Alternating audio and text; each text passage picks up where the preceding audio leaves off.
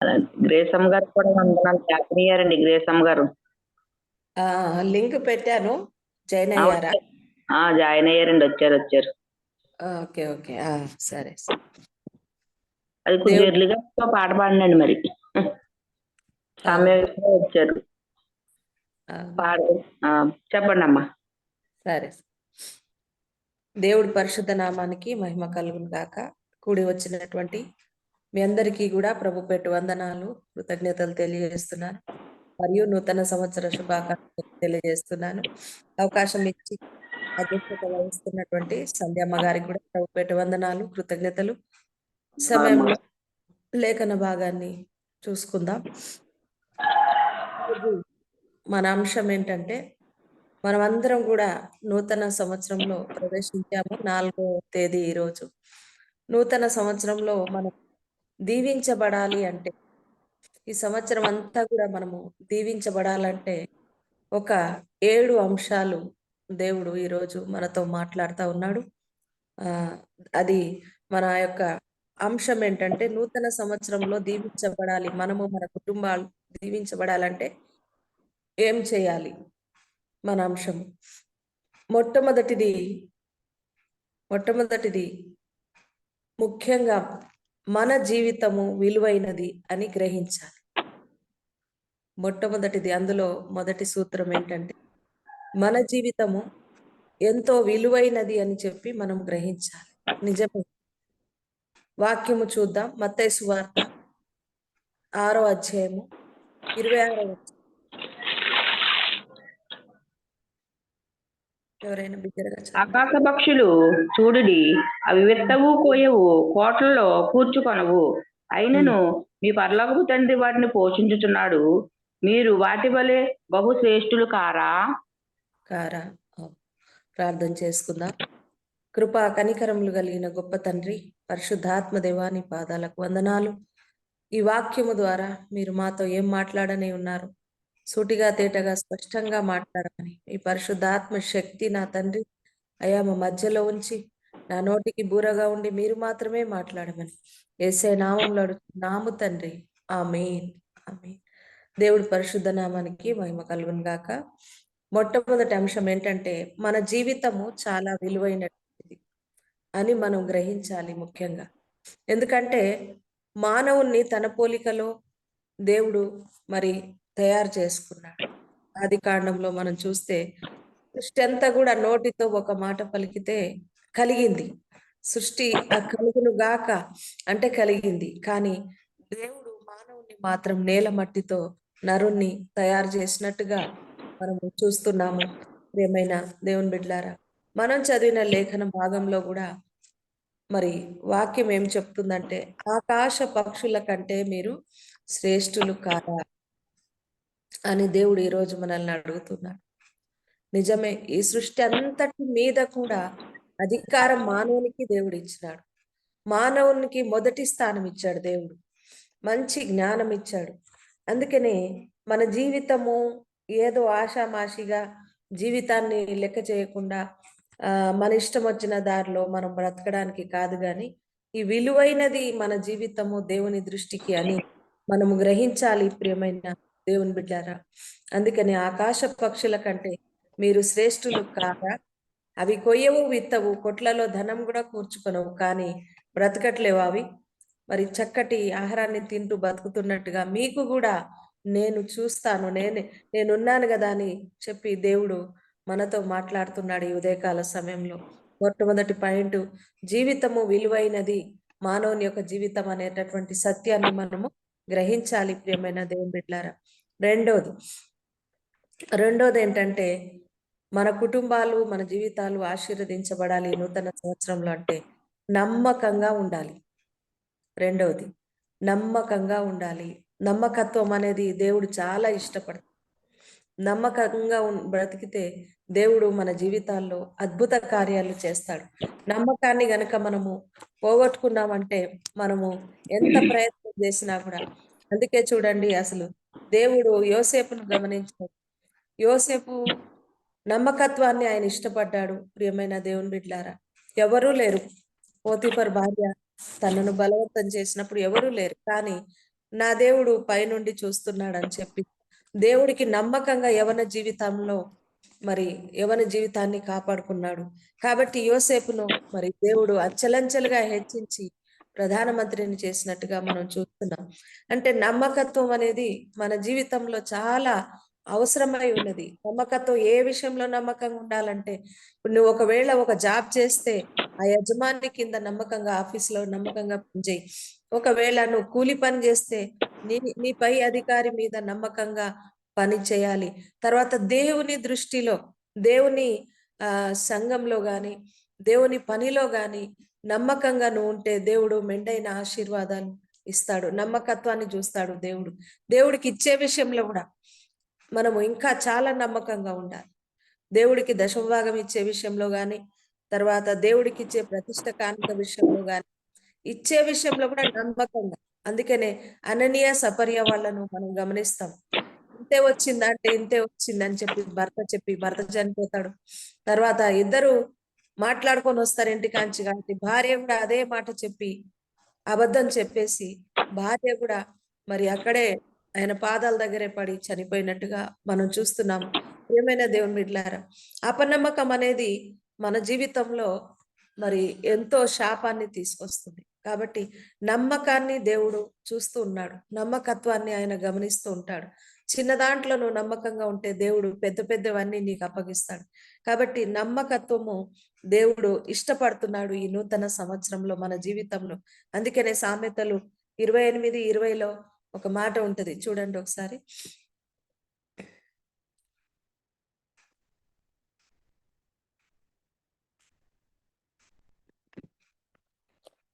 సామెతలు 28:20.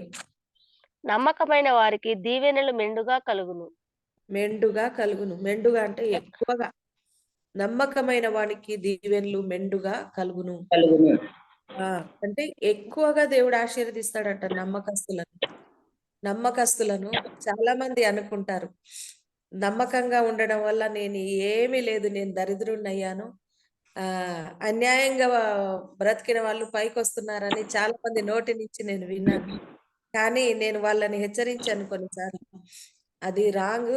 ఎందుకంటే చాలా నమ్మకంగా, చాలా నిజాయితీగా బతికితే నువ్వు ఈ రోజు నీకేమీ ఉండకపోవచ్చు, గాని ఒకరోజు దేవుడు గొప్ప ఆశీర్వాదాలు ఇస్తాడు. నీ నమ్మకత్వం నిన్నెక్కడనో పై అంతస్తులో నిలబెడుతుందని నేను అనేక సార్లు చెప్పినట్టుగా మరి నాకు గుర్తుంది. ప్రియమైన దేవుని బిడ్డలారా, అందుకనే నమ్మకంగా యథార్థంగా బతకాలని దేవుడు ఆశపడతా ఉన్నాడు. ఉన్న స్థితిలోనే నమ్మకంగా ఉండాలని మరి దేవుని యొక్క కోరిక ఉన్నది. మనము మన కుటుంబము దేవుని సన్నిధిలో నమ్మకంగా ఉండాలి. దైవజనుల దగ్గర నమ్మకంగా బ్రతకాలి. మనం పని చేస్తున్న దగ్గర కూడా యథార్థత మనకు అవసరమై ఉన్నది. అదే దేవుడు చూస్తాడు, అదే దేవుడు ఇష్టపడతాడు. ప్రియమైన దేవుని బిడ్డలారా, మూడో పాయింట్ ఏంటంటే, ఈ నూతన సంవత్సరంలో మన జీవితంలో మార్పు రావాలి. మారకపోతే మన జీవితాలు వ్యర్థమే. ప్రియమైన దేవుని బిడ్డలారా, మార్పు రాకపోతే వేస్ట్. కొత్త సంవత్సరం అంటే కొత్త ఆకాశం, కొత్త భూమి, కొత్త సూర్యుడు, కొత్త చంద్రుడు ఏమీ రాడు. సేమ్ టు సేమ్ అదే ప్రకృతి, అదే వాతావరణం అదే ఉంటుంది. కానీ ఈ నూతన సంవత్సరంలో మన జీవితాలు మారాలంటే మనము మారాలి, మనలో మార్పు రావాలి. నువ్వు ఒకవేళ అంతకుముందు ప్రార్థన చేయకపోతే ఈ నూతన సంవత్సరంలో ప్రార్థన చేయడం నేర్చుకోవాలి. అంతకుముందు ఉపవాసం ఉండడం నీకు తెలియకపోతే ఈ నూతన సంవత్సరంలో ఉపవసించి ప్రార్థించడం అనేది నేర్చుకో. తర్వాత ఏమైనా నువ్వు దేవునికి ఆయాసకరమైన కార్యాలు ఏమైనా నీ జీవితంలో ఉంటే గత సంవత్సరంలో, ఈ నూతన సంవత్సరంలో మరి దాన్ని విడిచి దేవుని వైపు చూడాలి. దుష్టత్వమును విడిచి దేవుని వైపు చూసినప్పుడు దేవుని అద్భుతాలు మీరు చూస్తారు. ప్రియమైన దేవుని బిడ్డలారా, అందుకనే మనం మారాలి. మన జీవితాలు మారాలి అంటే ముందుగా మనం మారాలి. మనలో మార్పు రావాలి. మార్పును దేవుడు ఇష్టపడుతున్నాడు. అది ఎలాంటి మార్పు అంటే ఉట్టిగా శారీరకమైన మార్పు మాత్రమే కాదు, గాని ఆత్మీయంగా కూడా నువ్వు మారాల్సి ఉంటది. ఇప్పుడు ఉదాహరణకి కొన్ని మార్పులు మన ప్రమేయం లేకుండానే జరుగుతాయి. ఏంటంటే వయసు రాగానే వెంట్రుకలు తెల్లబడటము, తర్వాత చర్మము ముడతలు కావటము, మన ప్రమేయం అవసరం లేదు దానికి. మనం ఎంత కవర్ చేయాలనుకున్నా ఎంత మనము దాచిపెట్టాలనుకున్నా మన వయస్సు బయటపడుతూనే ఉంటుంది. ప్రియమైన దేవుని బిడ్డలారా, కానీ అదే ఆత్మీయంగా నువ్వు నేను మారాలి అంటే మన ప్రమేయం అవసరమై ఉన్నది. మనము జాగ్రత్తగా ఉండాల్సిన అవసరత ఉంది. మనం దేవుని వాక్యాన్ని చూసి జీవించాల్సినటువంటి అవసరత ఉంది.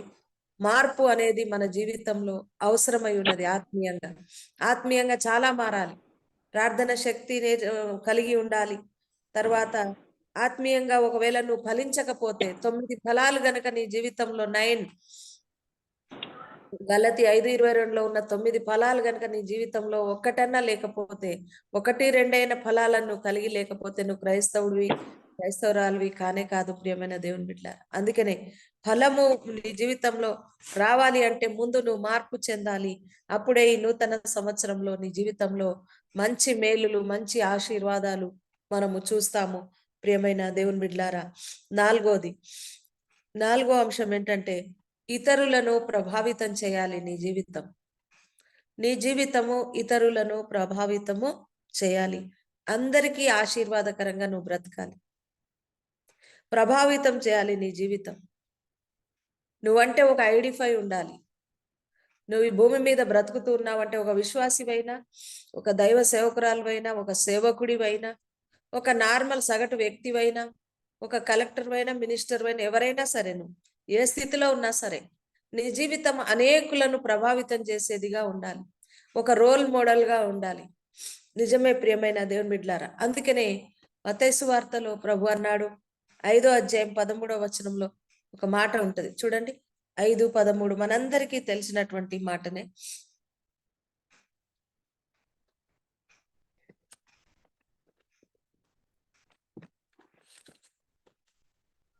మీరు లోకమునకు ఉప్పయి ఉన్నారు.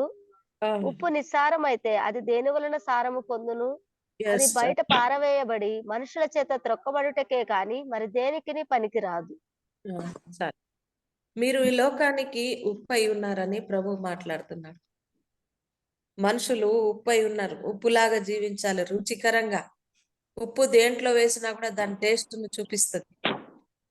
ఉప్పు ఎందులో మనం వేసినా కూడా అది ఒక మంచి రుచికరమైన పదార్థంగా తయారవుతుంది. ఎంత నువ్వు బిర్యానీ చేసినా, ఏది చేసినా దాంట్లో సాల్ట్ వేయకపోతే అది వ్యర్థమే, పెంటగడ్డ మీద పడేయడానికే పనికొస్తుంది.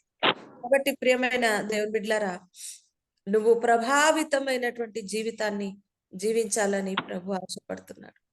అదే మత్తయి సువార్త 15వ అధ్యాయం 15వ వచనంలో 5:15లో కూడా ఒక మాట ఉంటది.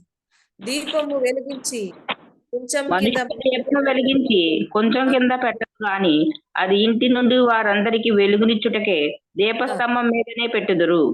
చాలు, దీపస్తంభం మీద నువ్వు నేను పెట్టబడాలి. ప్రియమైన దేవుని బిడ్డలారా, మంచం కింద పెడితే లాభం ఏం లేదు. నువ్వు ఒక క్రైస్తవునిగా ప్రభుని అంగీకరించి దేవుని వాక్యము తెలిసి ఎవరికీ తెలియని వ్యక్తిలాగా నువ్వు ఎవరికీ సువార్త చెప్పకుండా, ఎవరితో కూడా మరి దేవుని మాటలు మాట్లాడకుండా, దేవుని కొరకు ఏం పని చేయకుండా, ప్రభావితమైన జీవితమే నీకు లేకుండా ఉంటే అది వ్యర్థమే. ప్రియమైన దేవుని బిడ్డలారా, ఒక మంచి ప్రభావితమైనటువంటి జీవితాన్ని నువ్వు కలిగి ఉండాలని ప్రభు ఈ నూతన సంవత్సరంలో ఆశపడుతున్నాడు.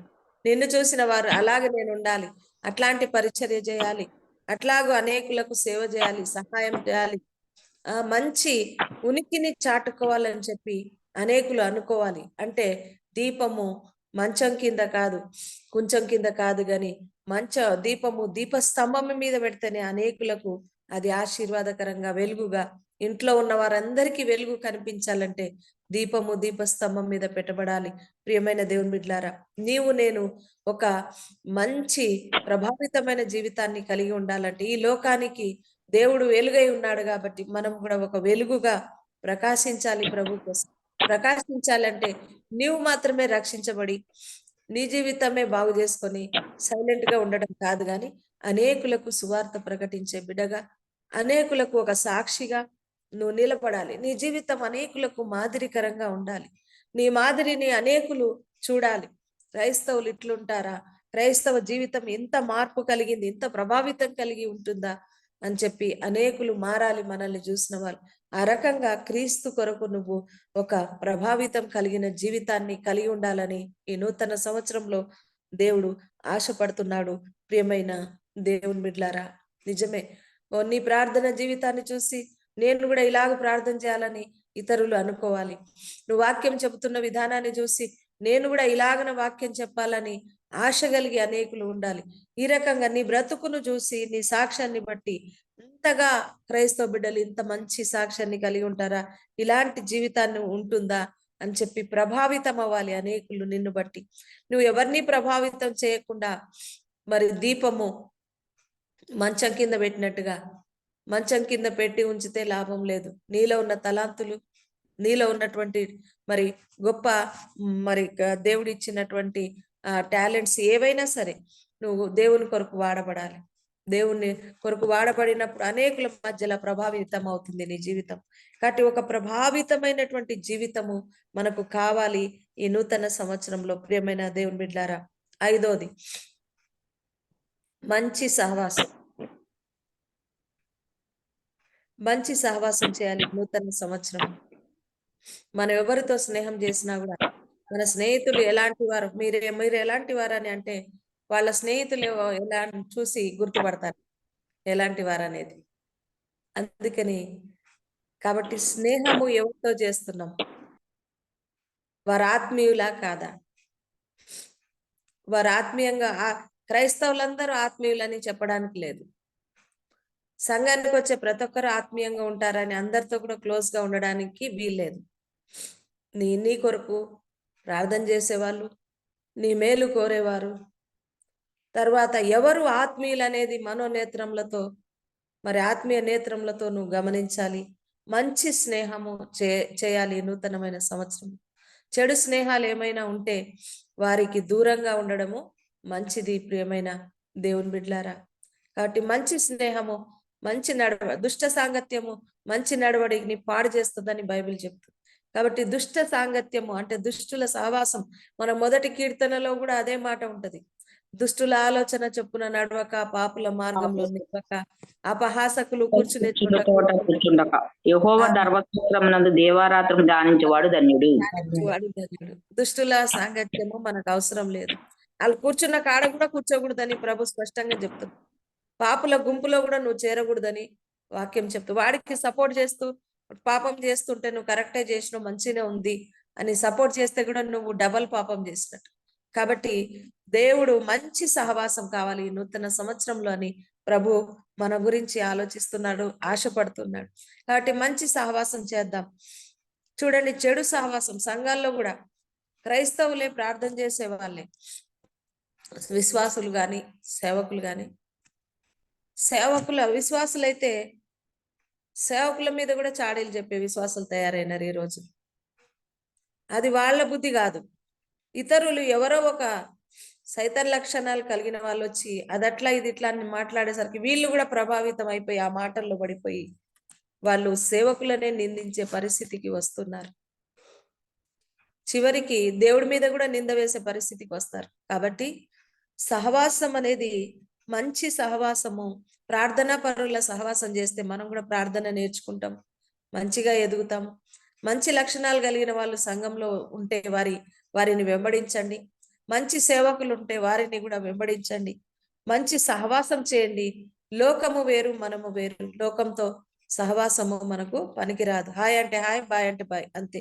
కానీ దేవుడి యొక్క మరి బిడ్డలతో, ఆత్మీయులతో, అంటే దేవుని బిడ్డలు అంటే అందరు కాదు, అందరూ క్రైస్తవులే కానీ అందరు ఆత్మీయులుగా ఉండరు. కాబట్టి మంచి ఆత్మీయులు ఎవరో గమనించి వారితో సహవాసం చేసి మన జీవితాన్ని మంచిగా మాదిరికరంగా చేసుకోవాలి.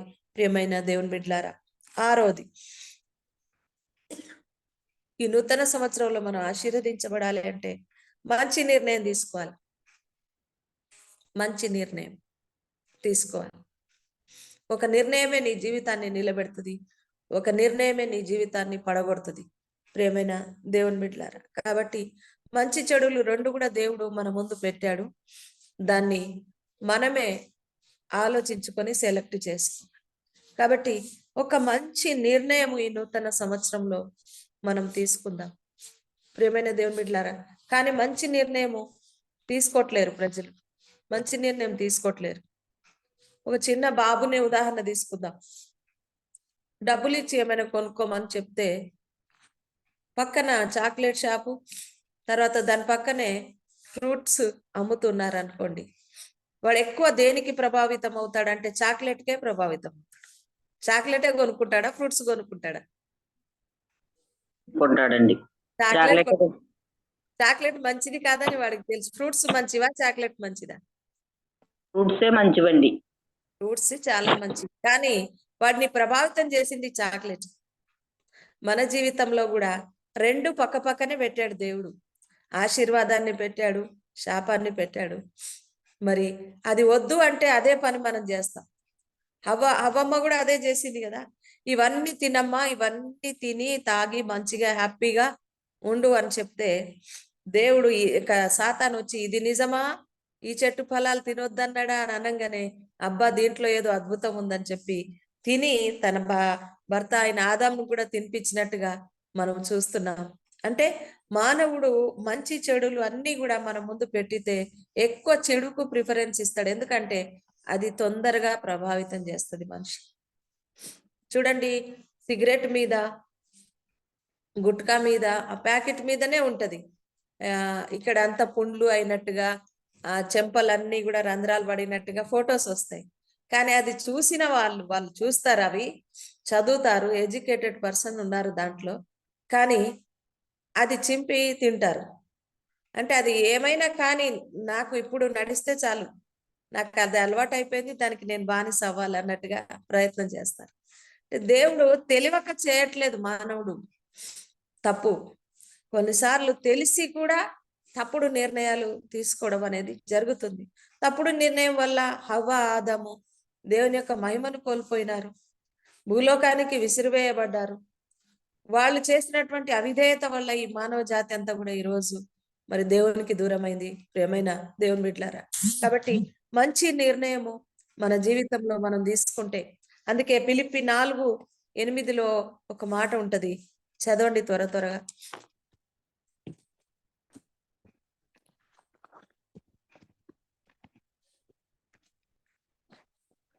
ఫిలిప్పీలు రాసిన పత్రిక 4:8 చదవండి. పెట్టేస్తాను. మెట్టకు సహోదరులారా, ఏ యోగ్యతనైనను మెప్పైనను ఉండినడల, ఏమి సత్యమైనవో, ఏమి అమూల్యమైనవో, ఏమి న్యాయమైనవో, ఏవి పవిత్రమైనవో, ఏవి రమ్యమైనవో, ఏవి ఖ్యాతి గలవో వాటి మీద జ్ఞానముంచుకొనడి. అన్ని మీ దగ్గరే ఉన్నాయి. ఏది నాణ్యమైందో, ఏది రమ్యమైందో, ఏది మంచిదో, ఏది చెడుదో అన్ని మీ ముందు పెట్టాను, మీరే దాన్ని సెలెక్ట్ చేసుకోవాలని ప్రభు అంటున్నాడు. ప్రియమైన దేవుని బిడ్డలారా, కాబట్టి ఒక మంచి నిర్ణయము నీ జీవితాన్ని బాగు చేస్తుంది. ఒక చెడు నిర్ణయము నీ జీవితం అంతా కూడా గుంటలో పడేస్తుంది. కాబట్టి ఒక నిర్ణయం తీసుకునే ముందు ఈ నూతన సంవత్సరంలో దేవుడి మాట ప్రకారంగా ఆలోచన చేసి మరి ప్రార్థన పూర్వకంగా ఒక మంచి నిర్ణయాన్ని మనం తీసుకోవాలి. ప్రియమైన దేవుని బిడ్డలారా, యెహోషాపాతు రాజు మీదికి కూడా యుద్ధానికి 3 దేశాల వాళ్ళు యుద్ధానికి వచ్చినప్పుడు అక్కడ ఒక మాట ఉంటది, తన మనస్సు నిలుపుకొని దేవుని దగ్గర విచారణ చేసినట్టుగా. మనసును నిలుపుకొని మానవుడు నా మనసు ప్రకారంగా, నా ఆలోచన ప్రకారంగా నేను జీవిస్తే మనస్సు పరిపరి విధాలుగా సాతాను ఆలోచనలు తీసుకొస్తుంది మనల్ని. కానీ మనస్సు నిలుపుకొని దేవుని దగ్గర నిలుపుకొని ఆయన దగ్గర విచారణ చేసి నిర్ణయం తీసుకుంటే, మరి ఉపవాస ప్రార్థన చేయాలని నిర్ణయం తీసుకున్నాడు, ఉపవాసం ఉండి ప్రార్థన చేశాడు, దేవుని స్తుతిస్తూనే ఆయుధాలు లేకుండా గెలిచినట్టుగా చూస్తున్నాం యెహోషాపాతు 2వ దినవృత్తాంతములు 20వ అధ్యాయంలో. ప్రియమైన దేవుని బిడ్డలారా, కాబట్టి నువ్వు మంచి నిర్ణయము తీసుకోవాలి. నూతనమైన సంవత్సరంలో ఆలోచన చేసి దేవుడు ఏం చెప్తున్నాడో దాని ప్రకారంగా ఆయన దగ్గర మనసు నిలుపుకొని ప్రార్థన పూర్వకంగా మంచి నిర్ణయం తీసుకుంటే మంచి జీవితము దేవుడి నూతన సంవత్సరంలో మనకు, మన కుటుంబాలకు అనుగ్రహిస్తాడు. లాస్ట్ గా ఒక మాట చెప్పి నేను ముగిస్తాను. క్రమశిక్షణ. 7వది క్రమశిక్షణ కలిగి ఉండాలి. క్రమం లేని జీవితం వ్యర్థమే. క్రమశిక్షణ మన జీవితంలో చాలా అవసరమైంది. చాలా మంది క్రమశిక్షణ లోపం వల్లనే కుటుంబాలు పాడైపోతాయి.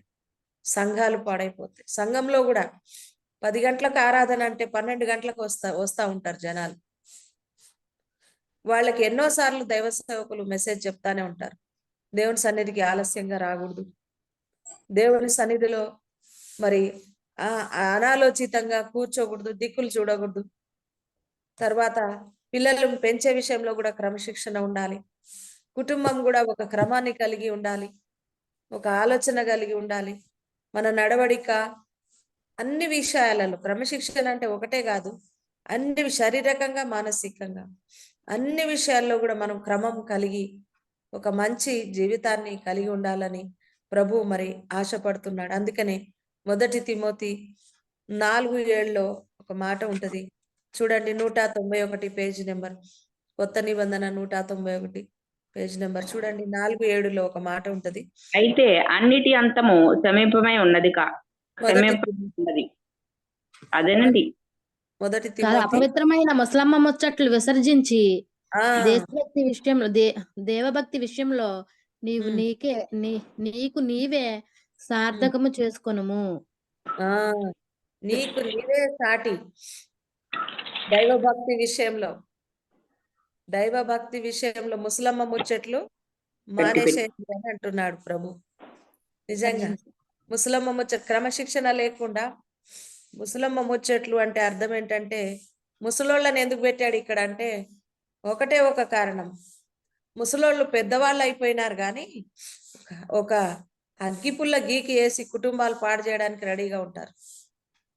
వాళ్ళు పెద్దవాళ్ళు, అనుభవస్తులని మనం అనుకుంటాం కొన్నిసార్లు, కానీ వాళ్ళు జ్ఞానంతో, దైవ జ్ఞానంతో నిండని ముసలి వాళ్ళతో మనం మాట్లాడితే మాత్రం చాలా ప్రమాదం వస్తుంది ప్రియమైన దేవుని బిడ్డలారా. కాబట్టి ముసలమ్మ ముచ్చట్లు అని పెట్టాడు అక్కడ దేవుడు. కాబట్టి ముచ్చట్లు పెట్టి విసర్జించాలి. దేవుని భక్తి, దైవ భక్తి కలిగి నువ్వు బతకాలి. దేవుడు ఆశీర్వాదాలు, క్రమశిక్షణ అప్పుడు నీ జీవితంలో వస్తుంది. ప్రియమైన దేవుని బిడ్డలారా గమనించండి. అందుకనే అంటున్నాడు, అది విసర్జించండి, ముచ్చట్లను విసర్జించండి. దైవ భక్తి విషయంలో నీకు నీవే సాధకం చేసుకో అంటే అలవాటు చేసుకో. దైవభక్తి విషయంలో నువ్వు మంచి అభివృద్ధి స్థానంలో ఉండాలి, క్రమశిక్షణ కలిగి ఉండాలి. ప్రియమైన దేవుని బిడ్డలారా, ఈ టైంకు మరి ఆరాధనకు వెళ్ళాలంటే వెళ్ళాలి, ఈ సమయంలో ఇది చేయాలంటే చేయాలి. క్రమం లేకుండా మనం ఏది కూడా చేయకూడదు ప్రియమైన దేవుని బిడ్డలారా. కాబట్టి ప్రార్థన చేస్తున్నప్పుడు కూడా దేవునితో ఏకమై మనం మాట్లాడుతున్నప్పుడు మనం ఏదైనా జరగని మధ్యలో మనం డిస్టర్బ్ కాకూడదు. అది కూడా క్రమశిక్షణతో కూడినటువంటిది, అది మనం నేర్చుకోవాలి. వాక్యం వింటున్నప్పుడు కూడా చాలా మంది బయటికి లోపలికి తిరుగుతుంటారు మందిరం, అది కూడా నువ్వు దేవుణ్ణి అగౌరవపరిచినట్టే. ఒకసారి మందిరంలోకి వచ్చిన తర్వాత బయటికి వెళ్ళడం అది ఎంతో దౌర్భాగ్యమైన స్థితి, ఎంతో తప్పని పరిస్థితి. అంటే తప్ప అసలు బయటికి అసలు వెళ్ళకూడదు.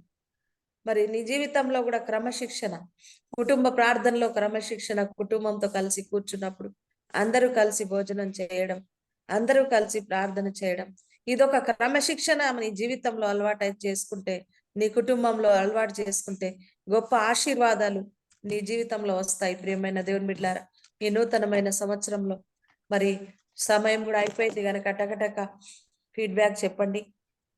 జీవితం విలువైంది కనుక జీవితం విలువైందని గ్రహించాలండి. Very good. జీవితము విలువైందని గ్రహించాలి. నెంబర్ 1 అయిపోయింది.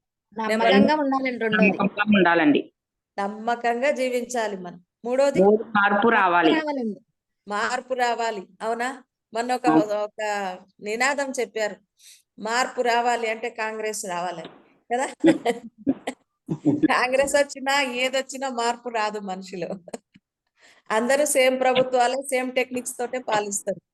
వాళ్ళు ఎప్పుడు రాజకీయంలో మనల్ని మోసం చేయడానికే చూస్తారు. కానీ మనం మారితే మన జీవితాలు బాగుపడతాయి, మన దేవుడు సంతోషపడతాడు. ప్రియమైన దేవుని బిడ్డలారా, 4వది ప్రభావితం చేయాలి. ఈ రోజు నుంచి మన జీవితాలు ఇతరులను ప్రభావితం, అబ్బా వాళ్ళలాగా బ్రతకాలి, సంధ్యమ్మ గారు లాగా ఉండాలి నేనని అనుకోవాలన్నట్టు. అలాగ మనము మన జీవితాన్ని దేవుని కొరకు ప్రభావితం చేయాలి. ప్రియమైన దేవుని బిడ్డలారా, 5 మంచి సహవాసం చేయాలి నూతన సంవత్సరం. 6 మంచి నిర్ణయం తీసుకోవాలండి. లాస్ట్ క్రమశిక్షణ మన జీవితంలో ఈ ఉండాలి. 7 విషయాలు ఈ నూతన సంవత్సరంలో మన జీవితంలో ఉంటే మన కుటుంబాలు, మన జీవితాలు, మన బిడ్డలు ఆశీర్వదించబడతాడు. కాబట్టి ఇవి రాసుకున్నారు, దాన్ని పాటించండి, పాటిద్దాం. మనం అందరం కూడా అద్భుతమైన ఆశీర్వాదాలను మనము ఈ నూతన సంవత్సరంలో పొందుకుందాం. దేవుడి కొద్ది మాటలు తన వినికిడిలో దీవించి ఆశీర్వదించును గాక. ఆమేన్. ఆమేన్. మన మధ్యన స్తోత్రం స్తోత్రం స్తోత్రం. చక్కటి మాటలు మాకు నూతన సంవత్సరం వివరించారు అమ్మగారు. మేమందరం కూడా మరి క్రమశిక్షణగా ఉండాలని, మరి దేవుని మంచి 7 లక్షణాలు ఈ నూతన సంవత్సరంలో మేము ఎలా ఉండాలో, మరి ఎలా ఉంటే మా కుటుంబాలు ఆశీర్వదింపబడతాయో మంచి వాక్యం మాకు చెప్పారు అమ్మగారు. మరి మన జీవితం మంచి విలువైనదని, నమ్మకంగా ఉండాలని, మార్పు రావాలని, ఇతరులను ప్రభావితం చేయాలని, అలాగే మంచి సహవాసం చేయాలని, మంచి నిర్ణయం తీసుకోవాలని, క్రమశిక్షణలో ఉండాలని ఈ 7 అంశాలు మాకు చక్కగా వివరించిన ఆస్తమ్మ గారికి వందనాలండి. అలాగే మరి ప్రార్థన చేసుకున్న వాక్య నిమిత్తం మన మధ్యన గ్రేసమ్మ గారు ప్రార్థన చేస్తారు. గ్రేసమ్మ గారు.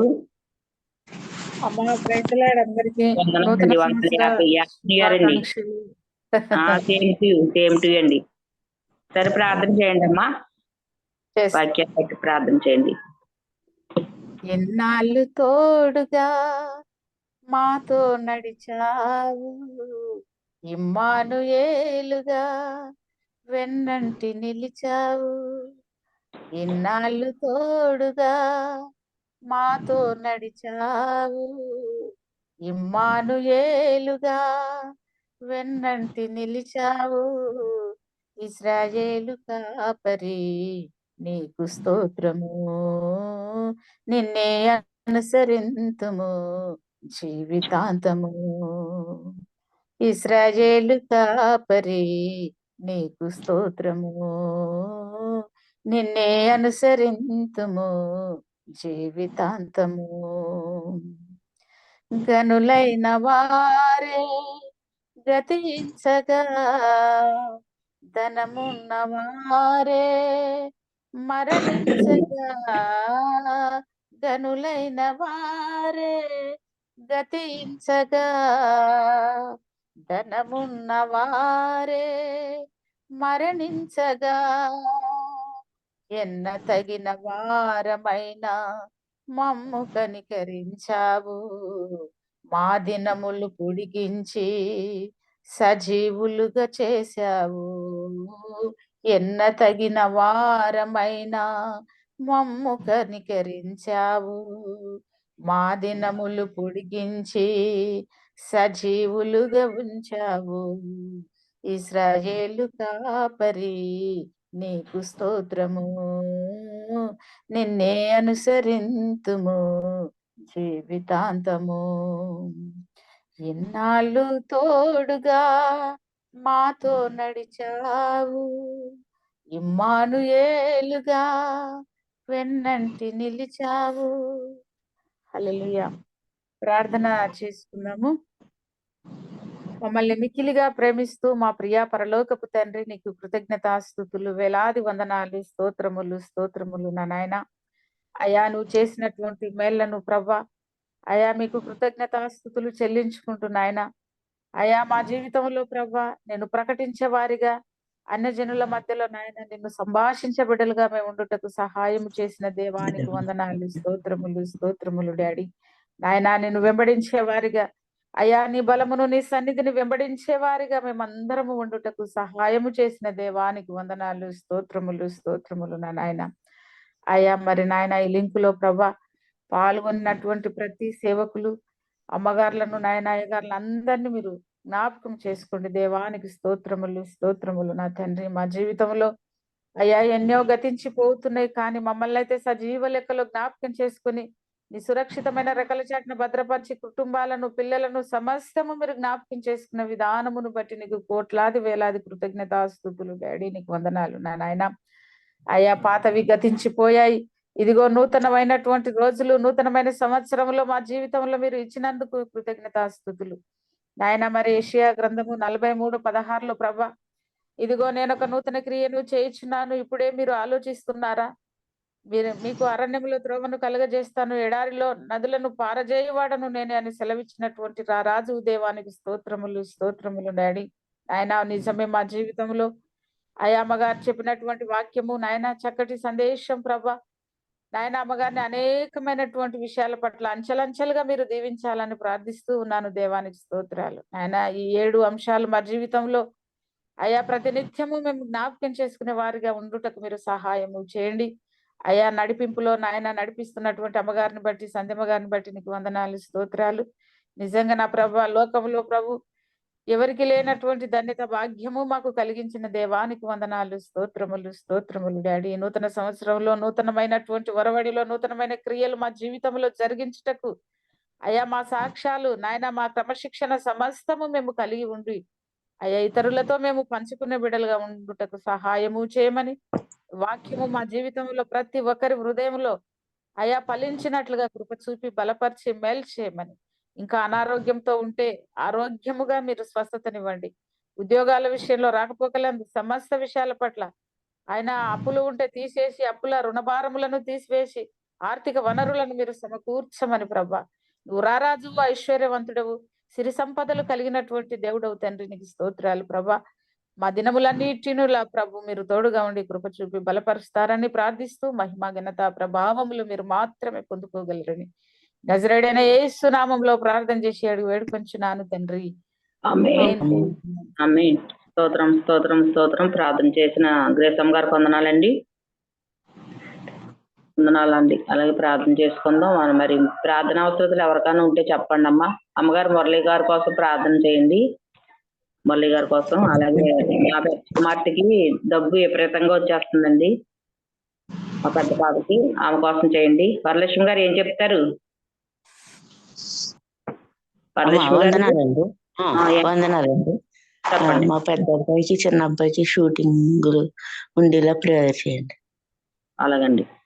వరలక్ష్మి గారు వాళ్ళ అబ్బాయిలు ఇద్దరికినంట షూటింగ్లు ఉండేలాగంట ప్రార్థన చేయండి అమ్మా. ఇంకా సరోజిని గారు ఏమైనా ఉన్నాయా? హైమావతి గారు, సరోజిని గారు అండి ప్రార్థన మా అవసరం. కుటుంబం అదే అక్క చెల్లెలు అన్నదమ్ముల మధ్య సమాధానంగా ఉండేలా ప్రార్థన చేయమనండి పాస్టమ్ గారు. అలాగేనమ్మా. ఇంకండి ఎవరు?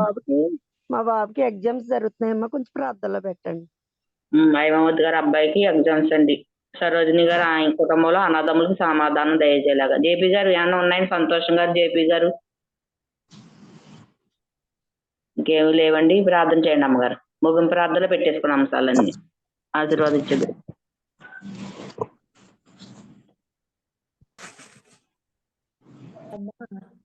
సరోజిని వాళ్ళ కుటుంబంలో వాళ్ళ ఫ్యామిలీ మెంబర్స్ అక్కత అన్న చెల్లెలు అన్నదమ్ముల మధ్య ఐక్యత. అవునండి. షూటింగ్ అన్నారు కదా డబ్బులు. వరలక్ష్మి గారు కుమారులు ఇద్దరు షూటింగ్ లేవండి, షూటింగ్లు ఉండేలా ప్రార్థన చేయమంటున్నారు. యాక్షన్ చేస్తారా వాళ్ళు? అదేంటి కెమెరామేన్ అండి, దర్శకత్వం. తర్వాత హైమావతి గారు అబ్బాయి ఎగ్జామ్ రాస్తున్నాండి. ఆ అబ్బాయి ఎగ్జామ్ బాగా రాసేలాగా. మా పెద్ద కుమార్తెకి దగ్గండి, విపరీతమైన దగ్గు. ఆ దగ్గు తగ్గేలాగా మురళి గారి కోసం ప్రార్థన చేయండి అమ్మా. సరే. కృపా కనికరములు కలిగిన గొప్ప తండ్రి, పరిశుద్ధాత్మ డాడీ, నీ పాదాలు పట్టుకుంటూ ఉన్నాం యేసయ్య. మీ ప్రియ బిడ్డ వరలక్ష్మి కొరకు ప్రార్థిస్తున్నాం నాయన. అయా తన కుమారులు ఇద్దరు కూడా నా తండ్రి కెమెరామెన్స్ గా ఉంటుండగా వారికి షూటింగ్లు ఉండుటకు నాయన మీరు సహాయం చేయండి, కృప చూపండి నాయన. వారి వృత్తిని, వారు చేస్తున్నటువంటి పనిని అభివృద్ధి పరచండి అయా. మీరే కార్యము జరిగించండి యేసయ్య. మరి అదే విధంగా నా తండ్రి సరోజిని కొరకు ప్రార్థిస్తున్నాను నాయన. నీ కుమార్తె నా తండ్రి యేసయ్య తన రక్త సంబంధికులు అన్నదమ్ములు అక్క చెల్లెల మధ్య ఐక్యత సమాధానం కావాలని కోరుకుంటుంది ప్రభా. నీ బిడ్డల మధ్య మీరు ఐక్యత దయచేయండి, ప్రేమ దయచేయండి తండ్రి. వారి ఫ్యామిలీ మెంబర్స్ మధ్య తండ్రి మీరు కృప చూపండి అయా తండ్రి. నీ క్రీస్తు ప్రేమను వారికి తెలియజేసి ఐక్యత కలిగి సమాధానంతో అన్నదమ్ములు అక్క చెల్లెలు ఉండులాగిన మీరు సరోజిని జ్ఞాపకం చేసుకొని కృప చూపమని అడుగుతున్నాం యేసయ్య. అదే విధంగా హైమావతి కొరకు ప్రార్థిస్తున్నాను అయా. తన కుమారుడు ఎగ్జామ్ విషయంలో నా తండ్రి మీరే కార్యములు జరిగించండి డాడీ. మీ పాదాలు పట్టుకుంటూ ఉన్నాం యేసయ్య. అయా చక్కగా బాబు రాయటకు మీరు సహాయం చేయండి, కృప చూపండి, మంచి జ్ఞానముతో నింపండి తండ్రి దేవా. నీకే వందనాలు, స్తోత్రాలు స్తోత్రాలు స్తోత్రాలు చెల్లిస్తున్నాను. అదే విధంగా మురళి గారి కొరకు ప్రార్థిస్తున్నాను నాయన. నీ బిడ్డనైనా కిడ్నీ పేషెంట్ ప్రభా, ఎన్నో తండ్రి అవస్థలు పడుతున్నాడు అయా, ఎంతో అనారోగ్యంతో ఉన్నారు తండ్రి. అయా నా తండ్రి, నమ్మకంతో విశ్వాసంతో ప్రభా ఈ జూమ్ లో వస్తుండగా తండ్రి, అయా ఈ కార్యక్రమంలో పాల్గొంటుండగా ఆ బిడ్డను మీరు ముట్టండి, స్వస్థపరచండి నాయన. ప్రతి బలహీనతను దూరపరచండి అయా. తన జీవితాన్ని తిరిగి నాయన లేవనెత్తండి ప్రభా, పునరుద్ధరింపజేయండి తండ్రి. నూతన కార్యాలు బిడ్డ జీవితంలో జరిగించండి. నూతన సంవత్సరంలో ఆశీర్వాదం దయచేయండి, ఆరోగ్యం అనుగ్రహించండి మురళి గారికి. వారి కుటుంబాన్ని దీవించి ధైర్యపరచండి, బలపరచండి డాడీ. నీ పాదాలకు వందనాలు. అదే విధంగా సంధ్యమ్మ గారి కుమార్తె అయా పెద్ద పాప కొరకు ప్రార్థిస్తున్నాము అయా. మరి దగ్గు వస్తుందని వింటున్నాం నాయన, మీరు యేసు నామంలో దాన్ని అరికట్టండి. మంచి స్వస్థత ఆరోగ్యం నీ కుమార్తెకు దయచేయమని అడుగుచున్నాం యేసయ్య. యేసయ్య నీ పాదాలు పట్టుకుంటున్నాం తండ్రి, మీకే వందనాలు. అదే విధంగా మా ప్రియ సహోదరి లలితమ్మను కూడా జ్ఞాపకం చేసుకొని అయా బిడ్డకున్న బాడీ పెయిన్స్, జ్వరము, జలుబు సమస్తమును నాయన మీరు తీసేయండి తండ్రి. మీరే స్వస్థపరిచి మంచి ఆరోగ్యంతో నింపండి అయా. ఇంకా ఎవరైనా బిడ్డలు అనారోగ్యంతో ఉంటే, ఆర్థిక ఇబ్బందుల్లో ఉంటే ప్రభా, వారి సమస్యలను తీసేసి ప్రభా, నీవే నిజదేవుడవు, నీవే సజీవుడవు అయా, మా ఆశ్రయ దుర్గము కాబట్టి నీ పాదాల చెంత విజ్ఞాపన చేస్తూ అయా, మరి అధ్యక్షత వహిస్తున్న నీ బిడ్డ నాయన సంధ్యమ్మను కూడా జ్ఞాపకం చేసుకొని ఆ మంచి ఆయుష ఆరోగ్యం దయచేసి అయా ఈ సార్వత్రిక సంఘం కార్యక్రమాన్ని ఆశీర్వదించి, సంఘాన్ని ఆశీర్వదించి తండ్రి, ఈ జూమ్ యాప్ ను ఆశీర్వదించమని యేసయ్య. అయ్యా అందరి సేవకులను, సేవకురాలను జ్ఞాపకం చేసుకోండి. దీంట్లో పాల్గొన్న ప్రతి బిడ్డను వారి పరిచర్యను దీవించి ఆశీర్వదించమని యేసయ్య నామంలో అడుచున్నాను తండ్రి. ఆమేన్. ఆమేన్. ఆశీర్వాదం ఇచ్చారు.